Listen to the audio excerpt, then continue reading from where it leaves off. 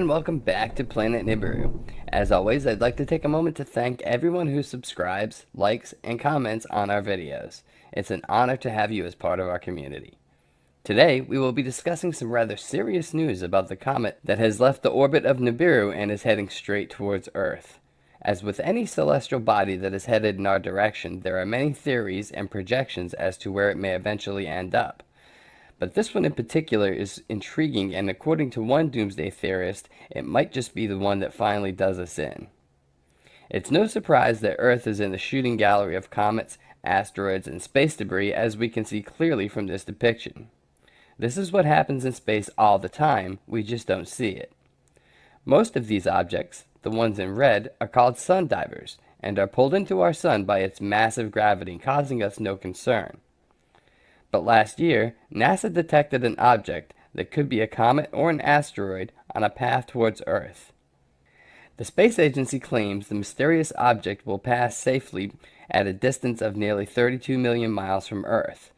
But one self-proclaimed astronomer has come up with an alternative theory, suggesting that the asteroid could crash into Earth, wiping out cities, continents, and even causing a mega tsunami. The strange object was discovered last year, and it is theorized that over the last 5 years it has traveled inward toward the center of our solar system, passing just under the main asteroid belt and under the orbit of Mars until it will swing just inside Earth's own orbit. The object, which is a blurred line between an asteroid and a comet, was discovered by NASA's NEOWISE mission. Self-proclaimed Russian astronomer Dr. Diomin Damir Zakharovich has said it is heading straight towards our planet. He states, "The object left the Nibiru system in October when Nibiru began spinning counterclockwise around the Sun. Since then, NASA has known it will hit Earth, but they are refusing to tell people. If the asteroid hit Earth," he says, "it could destroy cities, countries, or cause a tsunami that could take out an entire continent.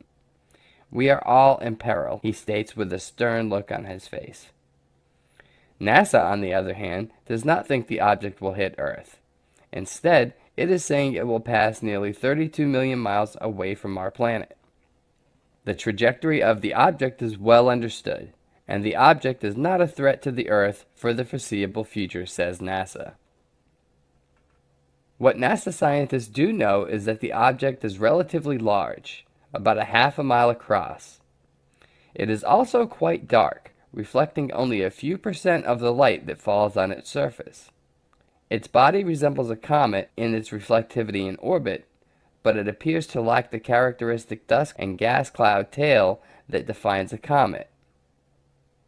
The object could have cometary origins, said Deputy Principal Investigator James Gerbs Bauer at NASA's Jet Propulsion Laboratory.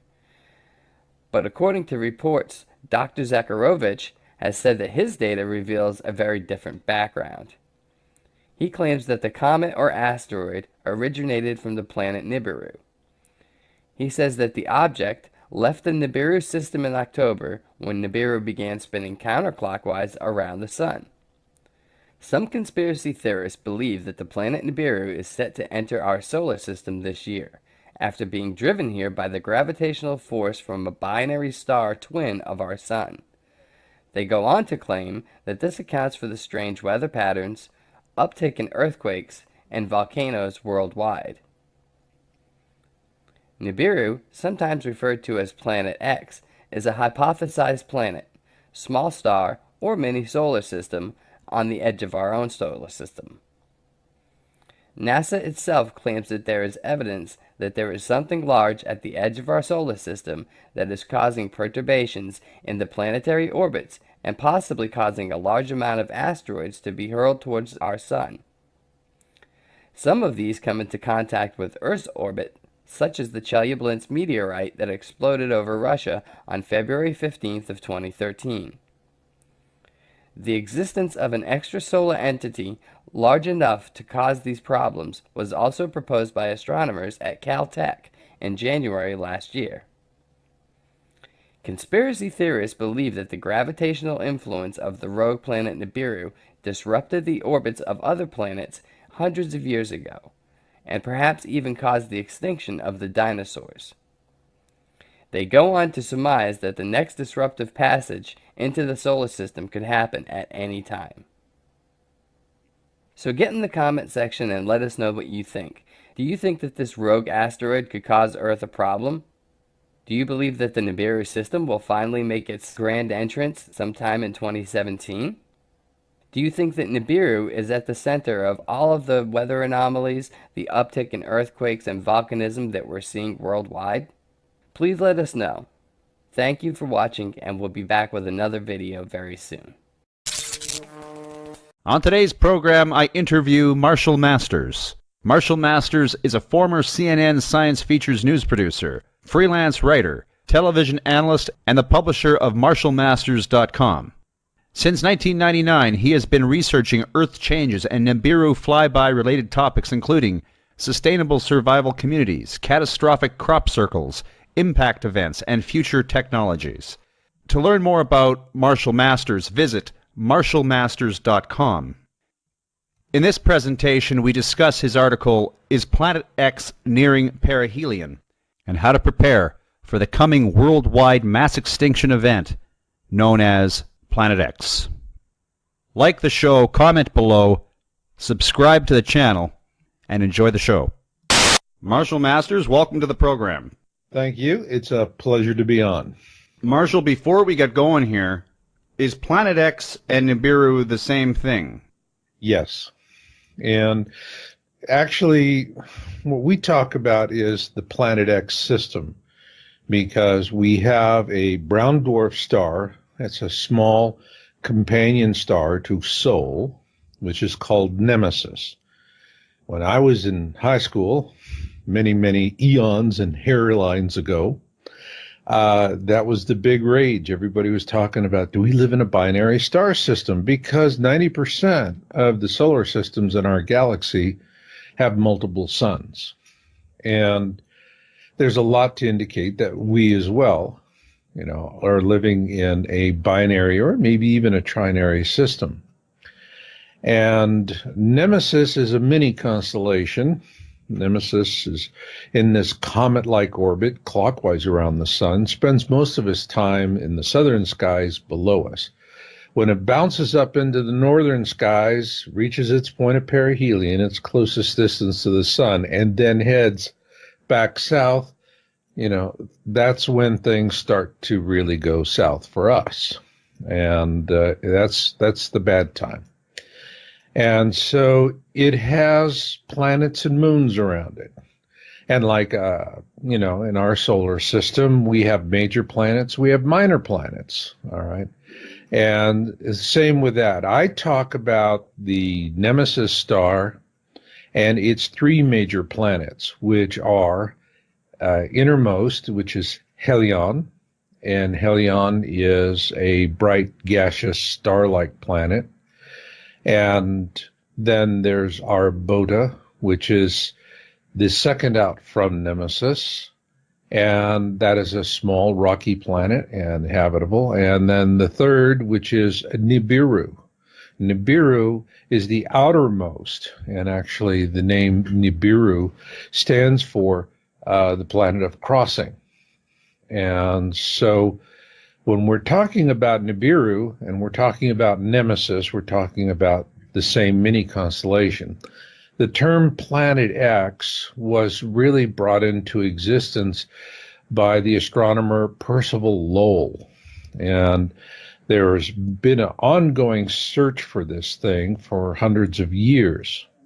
When we talk about Uranus, that was the first planet that was discovered with a telescope. But Neptune was the first planet discovered with mathematics. And what happened was that they knew where Neptune was because of the perturbations they observed in the orbit of Uranus. And literally just, zoomed right in on it mathematically. And once they made that determination, it was very, very quickly discovered. And then Neptune was observed to have similar perturbations. And then astronomers back then understood that there was this ongoing search for Neptune's perturber, which the term Planet X just simply means there's something big out there, but we're not exactly sure as to where to find it, but we know it exists by the manner in which it interacts with other objects in our solar system. And so that was the big reason why Percival Lowell founded the Lowell Observatory. So that gives you an idea of what we're looking at. We have a mini constellation coming through. That's the reason why I call it the Planet X system. It's just, when I first started, it was just Planet X. But as we learn more about what we're dealing with, then I started calling it a system, because that's really what it is. It's a mini, or more specifically, it's a mini constellation. When I was a kid in the mid-'80s, we all talked about Planet X. We understood it to be the undiscovered planet beyond Pluto. Correct. And so, yep, you guys were, and interestingly enough, there was an awful lot of really good reporting in mainstream media about Planet X. And then it just all died.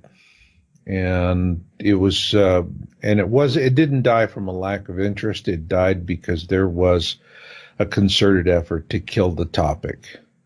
And that really came into being after the 1983 IRAS mission.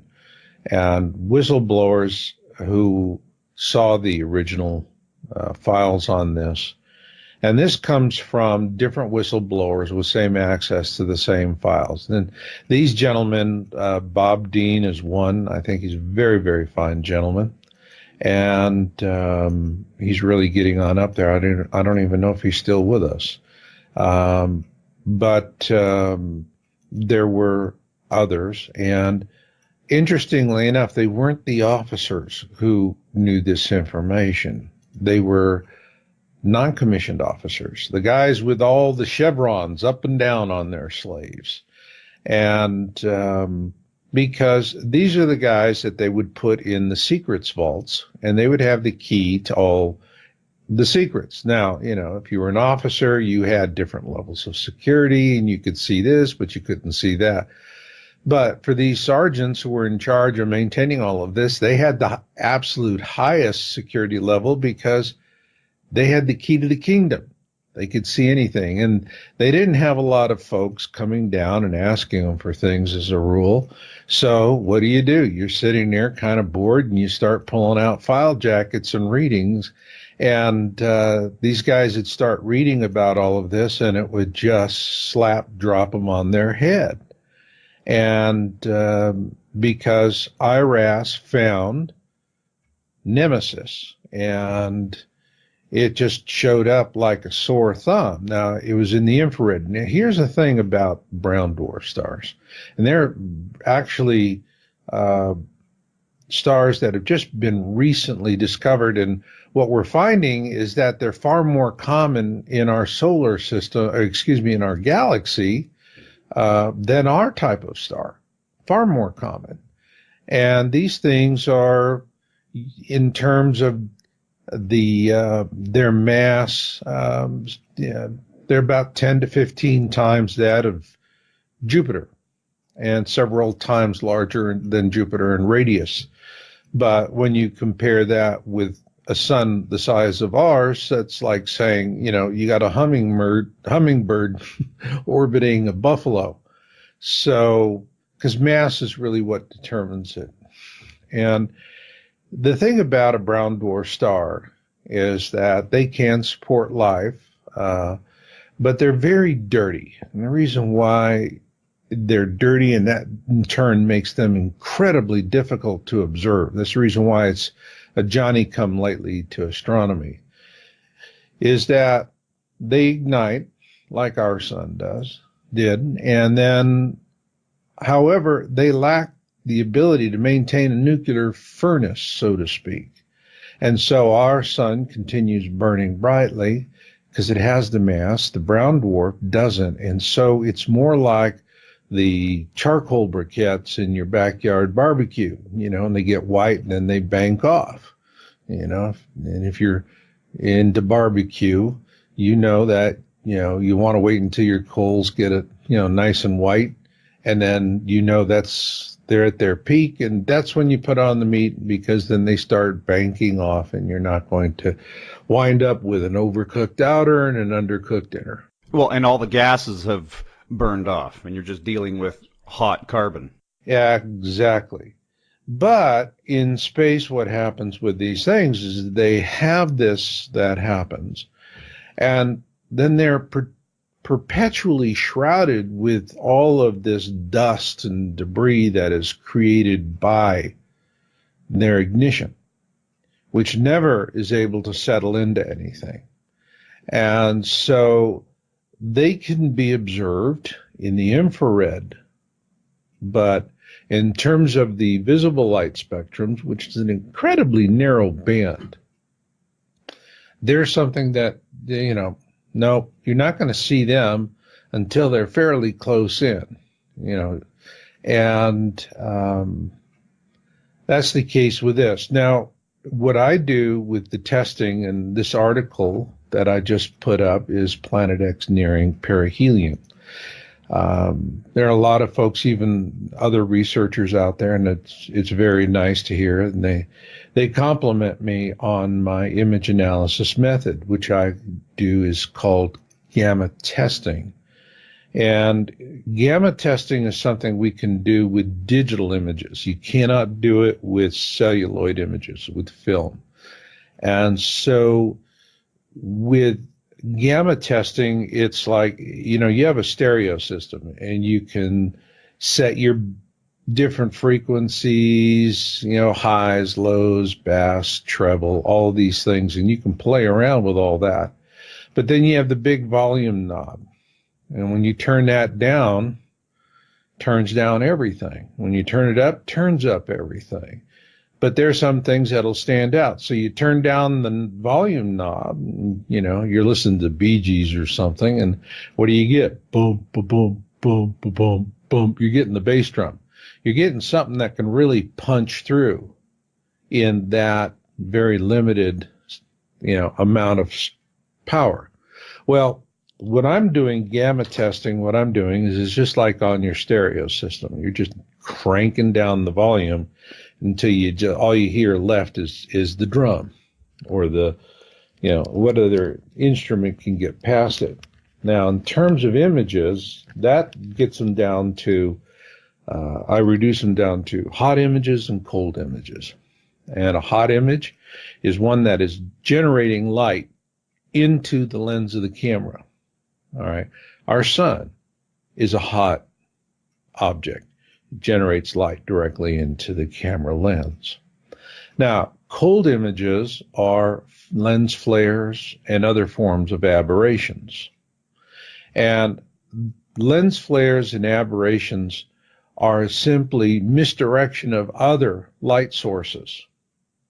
And so when you crank down the volume, because they're not generating, they're not sitting there thump, the thump, the thump, the thump like the bass drum, okay?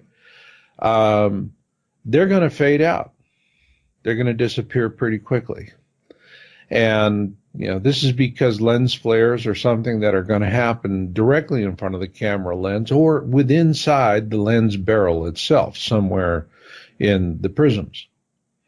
And so what I do is I use gamma, all right, which is purely a digital thing. Again, it will not work if you go out with an old Kodak camera and take a picture. No, you don't have gamma settings with that. Gamma is only something that is new to digital photography. And that's really all you see anymore today. And unless you buy a coffee table book on Ansel Adams. But I just crank the gamma down. And when I crank down the gamma, and if your listeners go to my website at marshallmasters.com, actually you're going to see what a gamma test produces right there in the image that right at the beginning, the one where the image says, is Planet X nearing perihelion? That is exactly what a gamma test is. And you're going to see the sun, and next to it, you're going to see another hot object. And that object has a blue tint to it. The sun has a red tint to it. And this is the reason why I'm saying, is Planet X nearing perihelion? In other words, is it approaching that point in its orbit, which is 3,600 years? It's a long period, elliptical orbit. It spends most all of its time in the southern skies, all right, until it swoops up around the sun. And it's orbiting the sun actually on two axes. It's going up and down like a yo-yo, but this yo-yo is steeply inclined. And at the same time, it's going around the sun. All right. And so it's tracking around the sun about every 380 days, opposed to our 365, which is the reason why even the ancients in the Colburn Bible tell us that it dances around behind the sun. We see it, we don't see it, we see it, we don't see it, we see it. But then eventually, as our orbits merge, all right, then we see it. Okay. And it just pops out from behind the sun. So if it's reaching its point of perihelion, what that says is that we're going to start getting into this phase where it is going to pop out from behind the sun so that everybody's seeing it. Now, we have folks that are, reporting videos all the time. And what you have to understand is something that's behind the sun, the only time you're going to be able to see it is near sunrise and near sunset. So I get these folks, debunkers, and they go, well, I went out in my backyard this afternoon and I took a look. I didn't see anything. Well, of course you didn't see anything because the sun's too bright and you're not going to see it. And they don't understand that sunrise, sunset, simple difference. And the point I'm making in this is I have been tracking Nemesis, and I've been doing it for a very long time. This picture, which will be on the video, so people can see the picture right now, right, is Planet X nearing perihelion. Are you sure this isn't Mercury or some kind of gravitational reflection? No, it's not Mercury. I mean, you go into, the easiest thing to do is you just go into solar system scope, and people can go online and do that. But I actually use Starry Night Pro, and that's the program that I use for this. And I go and look, but I mean, I've been looking, at Venus and Mercury for a long time. And I want to tell you, Venus and Mercury do never look that big, period. Okay? And I've seen them in the gamma testing, so I mean, for me, it's like, I will do this. I'll go to Starry Night, but, I already know it's not Venus or Mercury or something else because it's a hot object. All right. If it's something else, then it'll be a cold object and it won't pass muster with the gamma test. Now, the interesting thing is we're continually tracking this object, which is to the sun's 3 o'clock relative to the horizon. Now, out in space, the ecliptic, the plane of our solar system, puts that more up, say, around 1:30, okay, relative to the sun. But we see it at 3 o'clock because the Earth is tilted. All right. And so our horizon is not the same thing as the ecliptic, the plane of our solar system. I have a video, Planet X System Update number 4, and actually it's in that article and people can watch it. And we have from Spain, Brazil, and other places where we're tracking the same object in the same exact place at different times of the year. Every case, it is not Venus, it is not Mercury. Those are very small relative to this.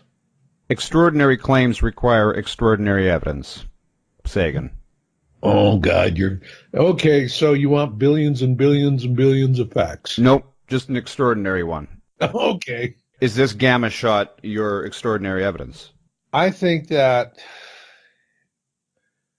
I'm doing the best that I can, being that I don't have the resources of a government and I'm just relying on what you have. But there are, in my videos, when I put up something in my video, it's like, it's a challenge to debunkers, disprove this. So in that regard, if you see it in one of my videos, yeah, it's extraordinary. Basically, you're saying there's a conspiracy by NASA to cover this up. Oh, yeah. And it goes much higher than NASA. I just watched the movie Interstellar. Actually, I haven't seen the last 30 minutes, so don't blow it for me. But oh, no. Okay. All right. Yeah. I won't do that. Fantastic show so far, right? It is. Oh. I'm just riveted, and I have to take breaks because I have to cool off. It's just too much. Are they just not telling us about Planet X because, just like in Interstellar, they didn't think that panic made any difference? Well, in Interstellar, oh, golly gee, I can't answer that question because you haven't seen the end of the show. I'm not going to kill it for you. But let me, and I do love that. I've probably seen that movie a dozen times. I just do enjoy it. And I especially love, the human angle that they put on it. Now, the reason why we're not being told is we are going to go through a worst case scenario flyby. Now, this has been well documented in the Colburn Bible, which is an ancient wisdom text, and the first parts of it were written about the same time as the 5 books of Moses. And while the Hebrews were wandering in the Sinai, and it tells us that the sinking of Atlantis, Noah's flood, and Exodus were all the result of flybys of this mini constellation system through the core of our system. And the reason why you have some that are best case scenario and worst case scenario, I mean, they're all going to hurt. But there's a particular part, a segment of this orbit, which is from its point of perihelion to where it arcs down to the ecliptic, the plane of the system. And when it does, it comes up and it'll pass over our heads. And when it crosses the ecliptic, it'll do it between the orbits of Mars and Jupiter. And this is the phase of the orbit that's very destructive for us. I call it the kill zone. And during Exodus, Earth was on the opposite side of the sun while Nemesis was in the kill zone when it crossed the ecliptic. This time, we're going to be on the same side of the sun. And the last time that happened was Noah's flood. All right, so we are going to have a pole shift event. And for those that are, read their Bibles. And to me, the Bible, I treat it as a wisdom text. And in that regard, there's a tremendous amount of preparatory information in there about what's going to happen. Days of darkness is something that is definitely going to happen because while Nemesis at the ecliptic is between the orbits of Mars and Jupiter, its outermost planet, Nibiru, will be passing between Earth and the Sun, somewhere between the orbits of Earth and Venus. And when that happens, it's, when we have, it's just simply going to be so massive, so large that when it passes in front of the sun, it's going to completely blot out all of the light. And then we're going to have a period of pitch black that is going to be quite disturbing. And then this is when the pole shift's going to happen, because then several bodies in this system will gain what I call lithosphere lock on the surface of our planet. And that will then cause the shift. And you have a magnetic shift, and then you have a crustal shift. We're already in the process of a magnetic shift. All right. And that's the reason why they're having to go out and renumber at airports, the runways, because the runways are all set on magnetic compass settings. And those are changing. And so they have to repaint those and republish. And this is, when you look at what's happening, it's moving around a lot more. So the magnetic pole shift is in its early infancies beginning to do. Then also we would have a flip of the magnetic poles. All right. So where north is now south and south is north. And that's going to happen. This has happened in the deep time history of the planet. And there are those that say it takes, tens of thousands of years for that to happen. But they have found basalt flows, all right, volcanic basalt flows, where they could see that a magnetic reversal occurred in just simply maybe a matter of hours or days.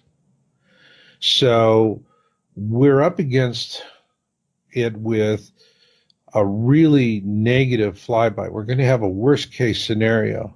Now, during the pole shift event, the story of Noah's flood, what we learned, there's almost 200 different deluge accounts. All right. Once you get out of the Bible and it's no longer Noah's flood, it's called the deluge. And the deluge was really the big slosh, because what happens is when the lithosphere of the planet moves, all right, well, the water is just going to slosh up onto the continents. All right. And you saw that in the movie 2012. They demonstrated, what that looks like, and those huge waves coming in and hitting and just, taking out vast amounts of shorelines. Well, most of humanity lives along a shoreline or within 50 miles of it. And these are all going to be death zones. So what the elites really want to do is they want to reduce. This is a eugenics agenda. They want to reduce the population because it's really difficult to manage 7 billion people. You don't need 7 billion or 8 billion people to live like a prince and to be a god on your own planet. You can do it with a lot fewer people, and it's a lot easier to manage. So they're suppressing knowledge of this, not because they don't want to cause a panic. All right. If they were to make it, people, they would start moving inland. Things would be shifting. That would not be good for their investments, and they're not going to be able to buy as many yachts and big yachts and have their little junkets and fun and do whatever they're doing.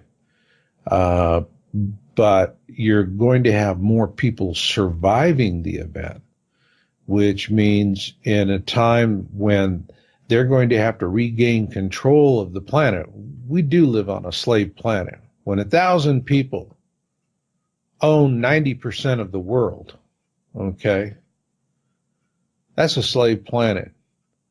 When, you can count the number of people on both hands that control as much wealth as the third poorest of the world's population, that's a slave world.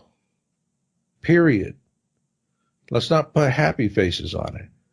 My God, here in America, over half of all Americans do not have the money in the bank right now to write a $500 check. That's a fact. We're all strapped and we're living paycheck to paycheck. So, and where's all this wealth? It didn't evaporate. It went into the hands of those that are controlling. So during this tribulation period, there's going to be a destruction. And one of the things that's going to be destroyed is all of these elaborate control systems that the elites who run the world, like puppeteers, all of their control systems are going to be completely and utterly shattered. Now, they're going to be living in their deep underground bases that are 1 to 2 miles deep. And they're going to live very well.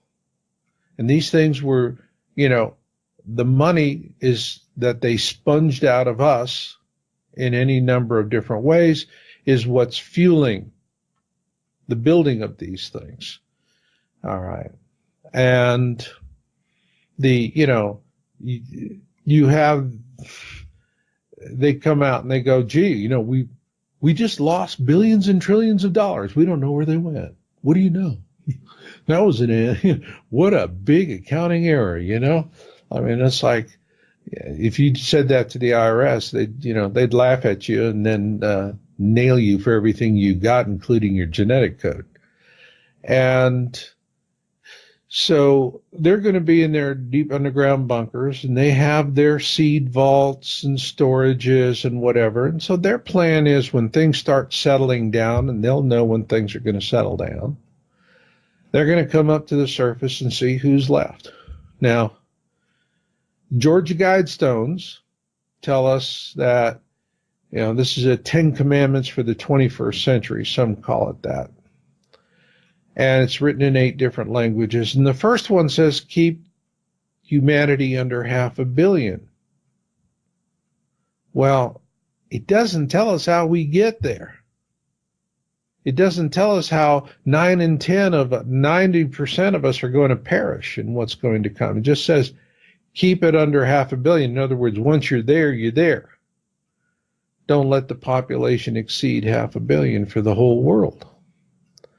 And live in harmony with nature. Well, that's what's, the vast majority is along the shorelines. And when I look at people who are in denial, I mean, the 3 big reasons people are going to die during the coming Planet X tribulation is denial, procrastination, and location. Those are going to be the 3 principal causes of death. All right. Again, denial, procrastination, and location. If you can get people to deny, immediately you're going to be able to kill them in location. If you can get people who are starting to become aware to procrastinate and not do something, again, you come back to number 3. You kill them with location. It's as simple as that. It is as brutal and as ugly as the Nazi final solution to exterminate the Jews in Europe. Nobody could have believed it, but it happened. It was just a simple idea. We need to kill a whole lot of people. And they went and they did it. And that's what's going to happen here. The elites have decided they need to kill a whole lot of people, and the easiest way to do it is just say, we didn't do this. We didn't do this. That big ugly rock up in the sky, that did that. They couldn't save 9 billion if they wanted. The real thing, though, is not about the number of people that are, it's not about the body count, okay? It's not about the body count. But you're suggesting that there's some malevolency to this. Oh, absolutely. There is. And for people that like to give other folks the benefit of the doubt, even when they're lying to their faces, that's a hard thing to stomach, isn't it? But that's just the way it is. And the reason why they want to reduce the population is not because they're conservationists and they're going, we need to be good stewards of the earth and we're polluting everything. And, no, that's not it. The reason why they want that many people to die is that during the tribulation, the interesting thing that's going to happen is we are going to be dying in vast numbers. But when we do, we will be dying as a free species. We will be free of the yoke of slavery. What they have to do once things start to settle down is they got to get us back. They got to get the yoke of slavery back on our shoulders. And that's where their plan really is. So what they'll do is they're going to wait until, and this will be, we're going to pass through the tail, and you're going to have all this iron oxide and meteor showers. Matter of fact, you go and if you take the story of Noah's flood and Exodus and you put them together, that's really the whole scope of what we're facing. And they're going to come up towards the tail end, the last major event of the tribulation. The tribulation will continue because the earth has gone through some very radical changes and it's going to have to settle down. There have been several mass extinction events, 4 or 5. That's right. And actually, we're in the 6th one, which is Yes. the Holocene extinction event, which is man-made. Does nature know that there's an impending... nature understands cycles, right?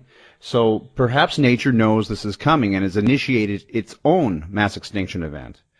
Perhaps Planet X is behind the mass extinction of the dinosaurs. Well, that's funny you should ask, because the very first article I published on Planet X was in January 2002, and the title was, "Did Planet X Kill the Dinosaurs?" That was the very first question that came to my mind. And a gentleman, fine gentleman, at the Smithsonian Astrophysics Observatory, helped me, Dr. Marsden. He's passed away. Fine gentleman. He actually helped me with the research on that. And it could have very well have been. See, one of the things that is going to happen here is that this system, as it comes in, is pulling a bunch of stuff behind it, but it's also pushing a lot of stuff in front of it. And it's also coming through our system like the mother of all cue balls. And so it's knocking stuff into Earth-crossing orbits that normally would never, they're totally benign. They're sitting there floating around the sun, or, they're inside of our orbit and they're never going to be a concern to us. But this thing's coming through and it's dislodging them. And all of a sudden they go from being absolutely not a problem to a problem. And they come at us. Now, an example of that is the Chelyabinsk meteor detonated over Russia in, February of 2013.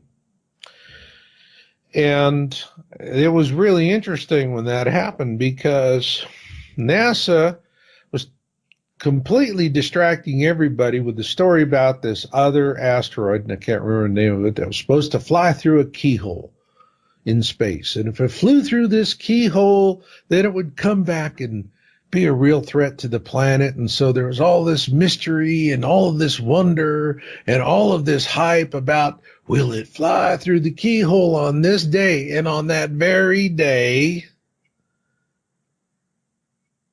this meteor detonates, air bursts over Russia, releasing the equivalent of 30 Hiroshima atomic bombs in energy, and at that moment was 30 times brighter than the sun. I call it a 30-30 event. 1,500 buildings were damaged. 1,500 people were injured. Many more buildings were damaged as a result of that event. And, the media was pounding on NASA. They're going, you had us looking completely the other way and nothing happened. It was a no-show event. Kind of anticlimactic, as you would say. And then this doggone thing hits. And you didn't see it coming, caught you completely unawares. And the media was, once in a while, we have a tightly controlled media. It's a propaganda outlets now. It is fake news. And, but, once in a while they get on their high horse and they get, they can ask the obvious question that everybody else is. And finally NASA had to come out and say, we didn't see it coming because it came at us from behind the sun, and we don't look out that way. It just happened again last week, Marshall. Mm-hmm. There was a near miss, or as Carlin says, a near hit. Mm-hmm. It came extremely close, I think within 1/10 of the moon's orbit. That's crazy. That's within the orbit of satellites. That's within, yeah. And so this is the kind of stuff that's going to happen. They're going to, they're going to want to keep the lid on it. Nothing to see here, folks. Move along. They're going to keep assuring us that, that's the way it is. Now, what I'm saying in this article is Planet X nearing perihelion. There are two very prominent fellows that have made predictions for this year. In 2008, on Project Camelot interview with Carrie Cassidy, Bob Dean said that, she's asking him, when's this going to happen? When's this flyby going to happen? And he said 2017, and you can take it to the bank. That caught my attention. And then he said he had confirmed that we will, when the worst part of the flyby, when it's going from perihelion to the ecliptic, that's the kill zone, we're going to be on the same side of the sun. Okay, so we're talking about a Noah's flood worst case scenario. It's going to be bad. Now, you have Major Ed Dames, all right, remote viewing. I've taken one of his classes, in 2004, he published a video called The Kill Shot. His publicist sent me a copy of it, and I kept on to it. And what I realized was that in 2004, he really had, with remote viewing, he had nailed this on a big picture basis better than anybody else at the time. And what he's talking about, a kill shot, is what we call solar sprites, all right, or cosmic lightning, if you will. And this is just as simple as a bug zapper, all right, how bug zappers are going to work. If you get hit by one of these things, it's going to tear up a chunk of the planet's surface. Now, there are people that say the Grand Canyon on our planet was created by water erosion. And, I've flown through it. I've been in the Grand Canyon, and I just I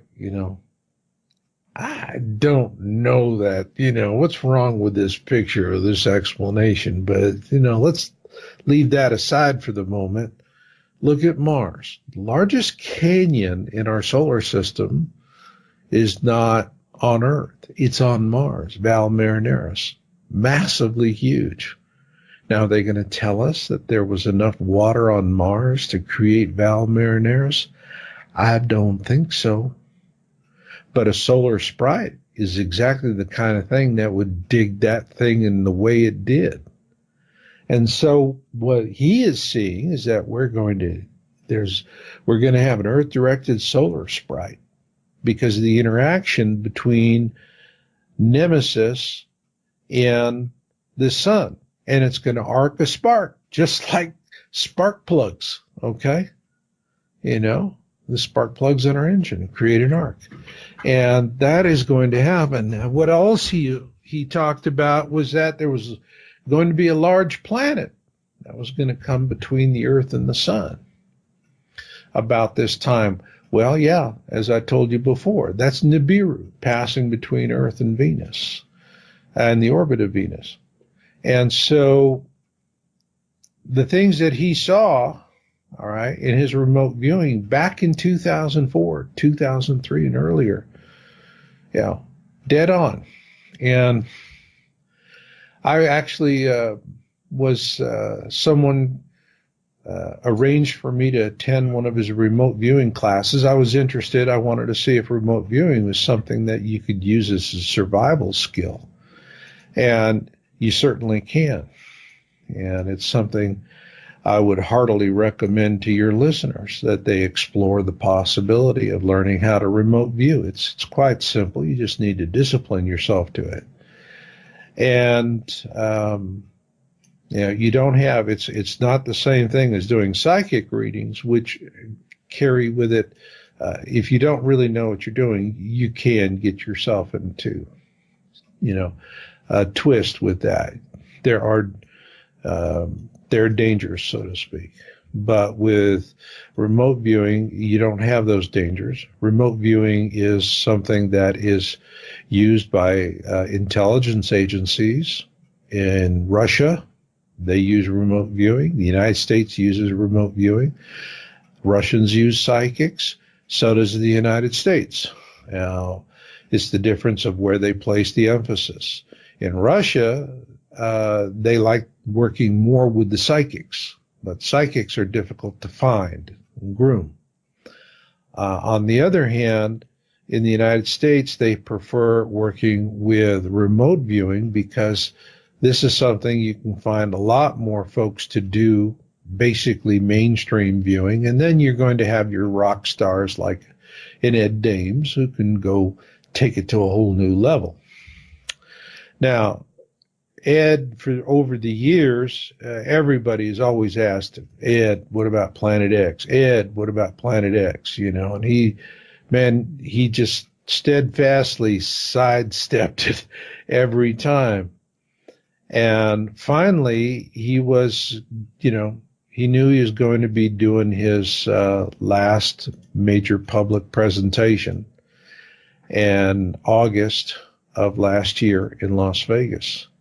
And that was when he just came out and said, Planet X is real, and we are going to see it November of this year. And when we do, it's going to look about as large as the moon in the sky. But Marshall, we should be able to see it long before it gets here, with the naked eye. Well, we're seeing it now, but the problem is everybody always says, okay, I've been seeing images of this since 2008, for God's sakes, okay, with the imagery that leaked out of the South Pole Telescope. But see, when people see it, say, you know, we're not seeing it, it's because they're not saying, well, I can't, you know, I want to walk out in my backyard 24/7, anytime, night and day, look up and see it up there. I want to see it up there. I want to see it easy as I'd see the sun, or as easy as I'd see the moon. I want to see it with my own two eyes. And they don't understand. You see, that's the question that's going to get them killed. When they're asking that, when they're finally going, well, look at that. You know, Phyllis, they're standing out there in their yard or standing out in the street with their neighbors, and they're looking up. Phyllis, what do you think of that? I don't know, Jerry. That's the darn strangest thing I ever saw. Well, Phyllis, let's go turn on the television, see what they say on CNN or Fox or MSNBC. And they're going to go in, turn on a fake news site. Okay. And what are they going to hear? They're going to hear, hey, folks, don't worry about it. It's just an interesting new kind of comet. And it's going to pass overhead. It's going to be a phenomenal light show, but nothing's really going to happen. Okay? And they're going to go and have all the buffer segments about going back to Halley's Comet, you know, back when, and how people were suckered into buying gas masks and placebo comet pills by con artists, and all of the hysteria that formed around that was totally needless. And so they're going to embarrass everybody. See, the thing of it is, when you say, when am I going to see it with my own two eyes? What you're saying is, I'm too stupid to understand what I'm seeing with my own two eyes. I'm dumb. I got to have somebody else tell me what I'm seeing with my own two eyes, because I'm stupid and I'm dumb and I can't understand what I see with my own two eyes. The people are going to live are the ones who are going to look up in the sky. And they're not going to say, when am I seeing it with my own two eyes? They're going to say, when am I going to believe that what I'm seeing with my own two eyes is a clear and present danger? Those are the ones that are going to live. The rest are going to drown like rats. Okay, Marshall, we're running out of time, so let's get to it. How do we survive Planet X? Well, you can follow. That's all the work that I'm doing right now. My book, Surviving the Planet X Tribulation, a Faith-Based Leadership Guide. And what I'm trying to do, I think that churches are going to be the ones most likely to organize people when there's the last possible minute. While everybody's watching them on CNN going, it's all nonsense, don't worry about it. You're going to have leaders of small churches going to go, no, it's clear and present danger. I got to get my flock to safety. And so what my efforts are right now is helping people organize in that last minute way. intelligently, without running around like a bunch of chicken with their heads cut off. Okay? But that they can be calm, sober, do what they got to do, get to safety, and make life. But also, it's about purposeful survival for an enlightened future. And that's what I'm all about. That's the reason why I founded Knowledge Mountain Church of Perpetual Genesis. And you can find that at knowledgemountain.org. My latest book, Survival, Wellness, Advocacy, and the Big Win. If you're interested in surviving, this is going to show you, it's going to give you a map, a plan of how to do that if you can't afford bullets, beans, and bunkers. And I give it away for free as an ebook. You can buy the print edition, but you can get the ebook for free from knowledgemountain.org. So everything that I do, Scott, Russell, everything that I do is I'm trying to help people to survive. That's it. Follow my work, visit my sites, but you got to be in awareness. You got to be ready to do it. Again, the three big killers: denial, procrastination, location. Those are the three things that are going to kill you dead sure. Dead sure. But if you're in awareness and you're doing something, I don't care if you can't afford a mountain of beans, and by God, be worth your weight in beans for some community that is going to form and go. And this me and mine prepping with just me and my family and my friends, those people are bunker bunnies. They don't understand. Yes, we are going to have all kinds of nasties out there, cannibals and whatnot. They're going to be a food source for those people. But communities, faith-based communities of 100 or more, they're going to be hard targets. And the nasties are going to leave them alone, and then they're going to go for these clever bunker bunnies that said, just me and my family, and everybody else can go to hell. I don't care about them. I had Matthew Stein on the program maybe a month ago. Matthew Stein, yeah, when technology fails. Fine gentleman. That's right, yeah, MIT guy. And he told me the lone wolf, those are the first guys to go. Yeah, he's absolutely right. He's absolutely right. But, you know, the reason why we do this, Russell, is because everybody's going and they're doing this old Cold War shelter strategy, NBR, and which is nuclear, biological, radiological. Now it is NBR plus earthquakes, and it's this sheltering thing. And the whole notion is just survive the initial event, and after that, take it as you go along. You're clever people. You'll sort it out. It has never been tried. It has never been proven. And yet, that's what people are doing. If you want to know how to survive this, think about the pioneers. Families got together, bought Conestoga wagons. They formed large wagon trains. They'd head west, spend a year looking at the south end of a northbound buffalo. Okay? And when there was danger, they'd circle the wagons and cover each other's backs. And they had a low technology thing. Their solutions were low technology. So we do know the way to survive this. Our ancestors have shown us what works and what hurts. And that's important because survival is about learning what works and learning what hurts and learning enough about what works before what hurts kills you.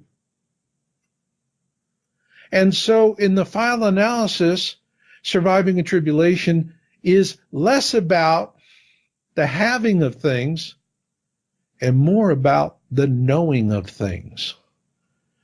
Because you don't want to hold on to things. We want to hold on to each other. This is the path. This is the message I'm trying to get out to folks. And I'm doing the best I can, and I hope I can make a difference in the final analysis, but I'm never going to stop trying. Now, we all know about 2012. It came and went, the Mayan date, you know.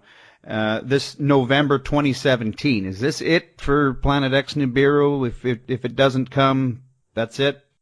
No, it's coming. And by the way, with 2012, okay, 2012 was a Mayan harbinger date. It wasn't the event. Prophecy has a harbinger and it has an event. The harbinger is a non-destructive signal that says you are on the timeline to this major catastrophe. We have been tracking. You look at you go on, we have signs, articles, and videos on my website. We did an analysis. We looked back at the statistical data, and right after December 21, 2012, fireballs and earthquakes just skyrocketed. And they've continued to skyrocket. All right. So the Mayans were saying, here's a celestial alignment that's going to tell you need to prepare for a bad time. They didn't say it would happen on that time.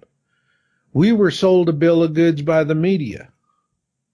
They went off the deep end with that story, and now people are going, well, 2012 was like nothing ever happened and all that nonsense. No, go to my website. There's a link up there for signs. Look at my signs videos. Look at all the signs articles. We're tracking this hard data. The Mayans were dead right. We were dead wrong by trusting in the media telling us all of this stuff. When I was interviewed by National Geographic, they asked me, they said, Marshall, is there a direct correlation between Planet X and 2012? At the time, because that was in August of 2012, I said, no, I don't see a direct correlation. They said, what are you going to be doing on that day? I said, I'm making coffee. My prediction came to pass. That's what I did on that day. I made coffee. But it wasn't until afterwards that we went back and we said, well, what happened after December 21, 2012? And that's when all of a sudden we're going, earthquakes of all magnitudes, explosive. It's like Roadrunner Coyote cartoons, and the Roadrunner gets on the Roadrunner's going around, Coyote gets on the Acme rocket, lights the fuse, goes straight up. Okay? Right after, you look at our data, we have it up there, right after December 21, 2012, fireballs and earthquakes of all magnitudes, both of them. The data is clear. It's the Coyote riding the Acme rocket darn near straight up into the sky. And it has not abated. It keeps getting worse and worse and worse and worse. So, again, I'm trying to shed some light. I'm trying to shed some hard science, empirical data, the kind of stuff you can take to the bank. But people much rather go, well, we were stupid back then, and we were built, and I was humiliated in front of my whole family, and I'm never going to look at it ever again because I want to die like an ignoramus. That's the smart thing to do. People in awareness have a hard time. It's like a person in awareness is like the only someone that has one good eye in the land of the blind, and the blind people are all saying, you need to do the intelligent thing. Get a sharp stick and poke out your one good eye so you can be clever like the rest of us. You want to die that way, go do it. Best of luck with that. But for those in awareness, those that are seeing it coming, they're quietly moving. They're relocating. They're doing what they're doing. In my church, one of the things I do when people come into the church, I do relocation conferences. And they can attend. It's free. I used to do this. I could, for $100 an hour. Now I just do it for free for the folks that are in my church. And they can have as many conferences with me as possible. Why? Because I'm about people surviving this. And I'm going to keep doing it for as long as I can and just hope to God I can make a difference. Marshall Masters, great show. Kind of freaked out, to be honest. I live right in the middle of the city, so I can't even get from one end of downtown to the other in an hour. Getting out of town in the middle of a crisis, it's not going to happen. Well, I'm going to tell you, Russell, you're coming into awareness, and I'll tell you what the experience is like. It was the same for me, and it's the same for everybody else. Coming into awareness feels like somebody just up and slapped you upside the head with a dead salmon, and you're just standing there spitting scales wondering what in the hell just happened. That's awareness, my friend. It will pass. And then you'll sit down and you'll decide, am I going to live intelligently and walk humbly with my God, or am I going to die like a fool? It's just as simple as that. To the audience, check out marshallmasters.com. You can get his newest book. Yes, Survival Wellness Advocacy and the Big Win. And at knowledgemountain.org, you can download that in free ebook edition. Okay. And I do it. If you're wondering, well, is this my cup of tea? Well, get the book, get the ebook for free and read it. Because after you read that, you'll know if this is your cup of tea or not. Yeah, you can't beat that, Marshall. And it didn't cost you a penny. Yeah, no, I appreciate that, and so should the audience. The link to the article is Planet X Nearing Perihelion is on the Russell Scott